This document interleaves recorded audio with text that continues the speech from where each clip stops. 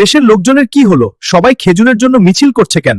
পাগল কি ওরা হয়েছে নাকি? আমি কিছুই বুঝতে পারছি না। খেজুর চাই, খেজুর চাই, খেজুর না দিলে পুটকি মেরে দি।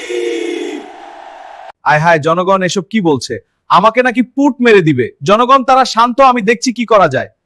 এখন আর কি করবো? একজন বিশ্বস্ত এমপিকে ফোন দেই। হ্যালো হাসনাত আব্দুল্লাহ, তুমি কেমন আছো? তুমি তো সব জানো, এখন আমি কি করব? এখন কি আরা করবেন? সকলকে খেজুর দিয়ে দিন, আর না হলে আপনারও কয়েকদিন পর সে শেখ হাসিনার মতো অবস্থা হয়।